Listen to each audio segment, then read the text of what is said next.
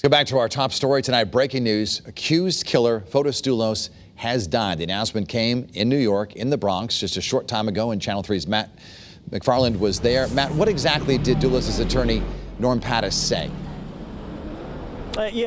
Dennis, Norm Pattis came out just before 6 o'clock along with co-counsel Kevin Smith by his side, and just basically came out telling reporters that Fotis Dulos was declared dead just shortly after 5:30 this evening.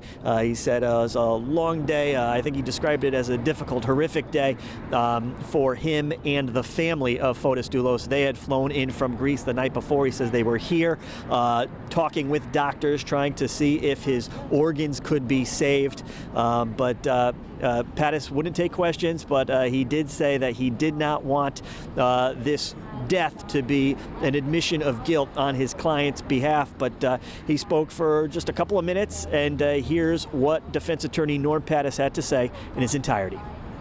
Fotis Dulos was declared dead tonight at 5:32.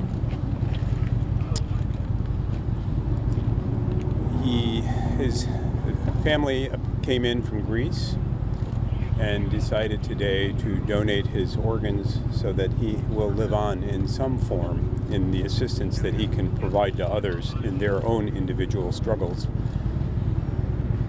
The family is adamant that his name be cleared. As we are speaking, we have filed an unusual motion in the Connecticut courts asking to substitute an estate for Fotis Dulos for him as a defendant, to force the state to show its hand in a trial filled with evidence we think that amounts to no more than innuendo and unsupported suspicion. So if you check the court pleadings, you'll see a motion to substitute the estate of Fotis Dulos for Mr. Dulos. It'll be a difficult challenge to persuade the state of Connecticut to go forward with a trial in the absence of a defendant.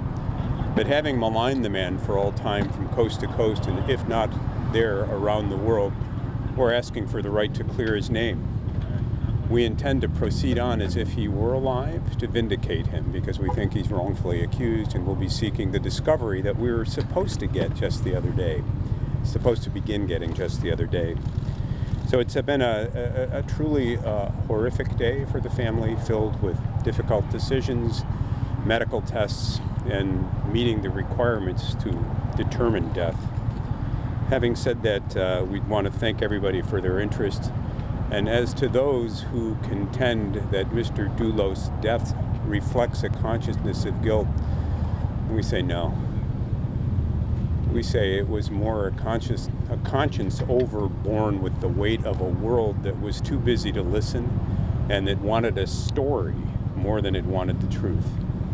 And we're not bitter, and we're not accusing anybody of having driven him to his death, but we wonder why, in the court of public opinion, the presumption of innocence was so quickly satisfied.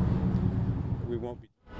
And there it was, Norm Pattis speaking just around the top of the hour, confirming that Fotis Dulos has passed away after he was found trying to be poisoned with carbon monoxide poisoning inside his Farmington garage on Tuesday. You heard Pattis talk about the unusual step that the defense team is taking, saying they want the estate now of Fotis Dulos to be substituted for Fotis Dulos himself. They say they want this case to go forward. They say they want to clear his name. Also interesting to point out that earlier today, a motion was filed in regards to that police search of Dulos' Farmington home yesterday, in which police say they found a note. In that note, they say Dulos proclaimed his innocence and that he had evidence. His lawyers had evidence that would prove that. So we are live with the mobile newsroom in the Bronx. Matt McFarland, Channel 3 Eyewitness News. Okay, Matt.